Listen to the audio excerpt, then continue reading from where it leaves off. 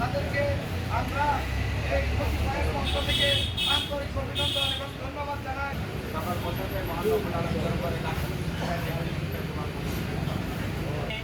যে নির্বাচন সুষ্ঠু এবং অবাধ হয়েছে ছোট্ট করে আজকে আমরা এখানে বিজয় অর্জন করেছি। এ পর্যায়ে আপনাদের সামনে এই বিজয়ের আনন্দনীয় বক্তব্য রাখবে রামনগর উপজেলা আওয়ামী লীগের সংগ্রামী সাধারণ সম্পাদক সাবেক জেলা পরিষদের সদস্য বড় ভাই জনাব মোহাম্মদ খায়রুল ভাই আপনাদের সামনে এই বিজয়ের আলোচনা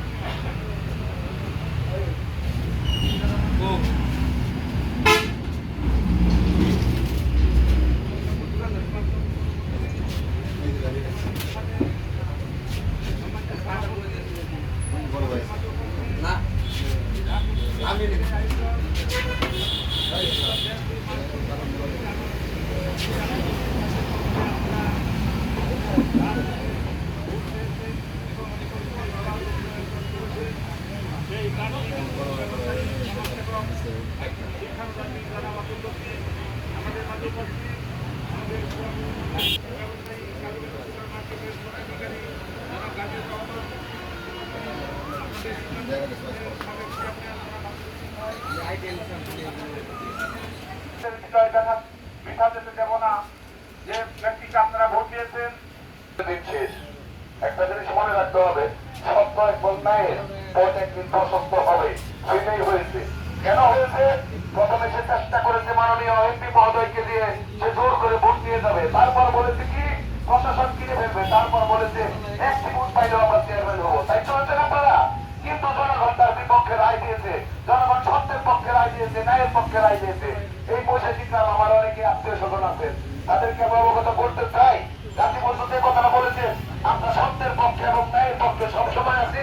আপনাদের অষ্টদৃষ্ট ভালো মন্দ দেখার পক্ষে আমরা একত্রিত হয়ে সবাই কাজ করব। ভালোর পক্ষে থাকবো, ন্যায়ের পক্ষে থাকবো।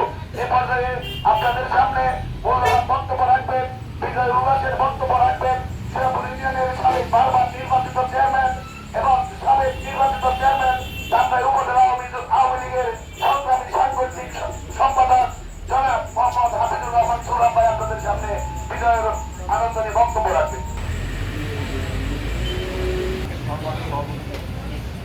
তাকে ঘিরে আজকের আয়োজন গত 21শে মে তাকে বিপুল ভোটের মাধ্যমে আমরা নির্বাচিত করতে জন্য আব্দুল সাহেব উপস্থিত সভাসঙ্গী উপস্থিত এলাকার ধন্যবাদ হাফিজুর রহমান সুরাম ভাইকে।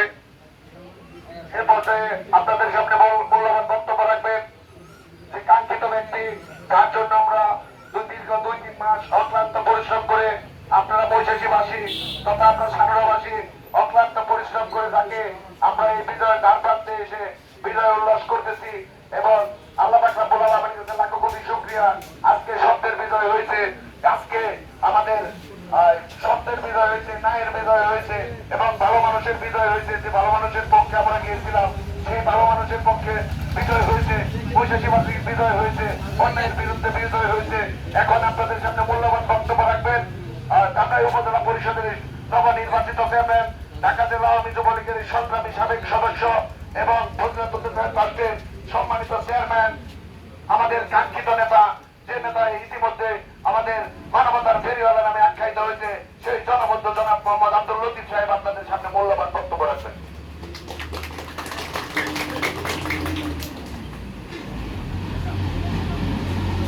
আউযু বিল্লাহি মিনাশ শাইতানির রাজিম। বিসমিল্লাহির রহমানির রহিম।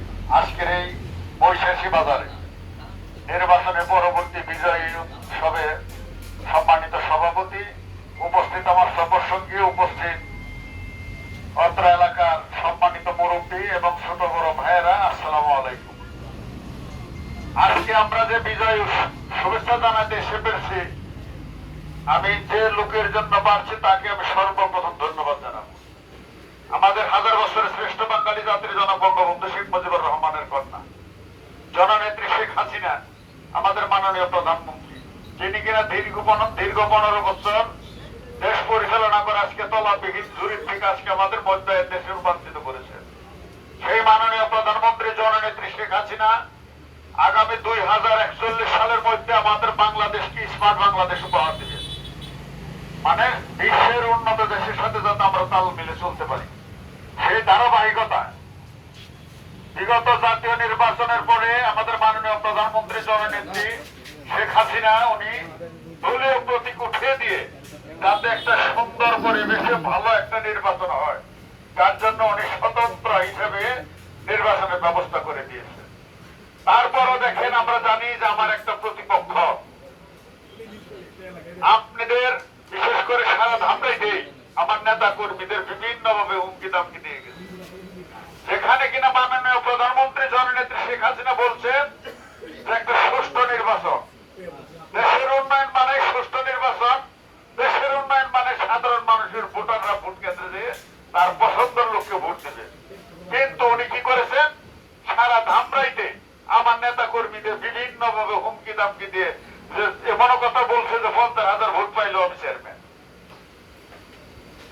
কিন্তু আজকে সেই মাননীয় প্রধানমন্ত্রী যিনি কিনা একবারে কঠোর হস্তে সেটা দমন করছেন এবং বলছেন যে নির্বাচন একদম সুষ্ঠু হবে, এবং সারা প্রশাসনকে উনি সেই নির্দেশনা দিচ্ছেন, এবং সারা প্রশাসন যত নির্বাচন কমিশন থেকে শুরু করে প্রশাসনের সমস্ত লোক এই নির্বাচনকে সুষ্ঠু করার জন্য, সুন্দর পরিবেশ রাখার জন্য এরা যে দায়িত্ব পালন করেছেন, তার জন্য আমি সকলকেই জানাই আমি ধন্যবাদ দিই।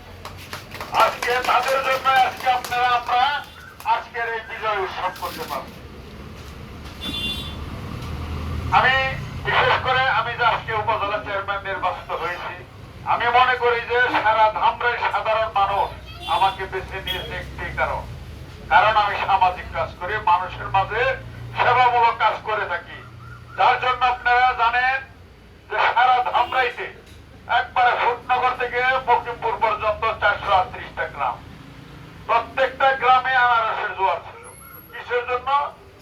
আব্দুল লতিফ ভাই নিজের টাকা মানুষের মাঝে সামাজিক কাজ করে, যেহেতু নিজের টাকা মানুষের মাঝে দেয়, তাহলে ইনশাল্লাহ সে যখন চেয়ারম্যান নির্বাচিত হবে তখন সে সততার সহিত তার সেই দায়িত্বটা পালন করবে। এই যে মানুষ যে বিশ্বাস রেখে আমাকে ভোট দিয়ে নির্বাচিত করেছে, আপনারা আমাকে সকলে আমাকে দোয়া করবেন যাতে আপনাদের সে বিশ্বাসের মর্যাদা আমি রাখতে পারি।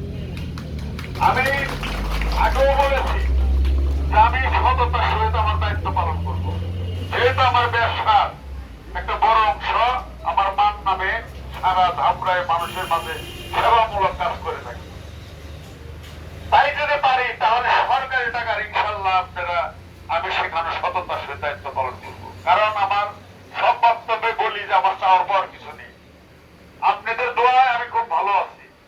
কারণ আজকে যদি মারা যাই আমি কি টাকা পয়সা সব নিয়ে যেতে পারবো?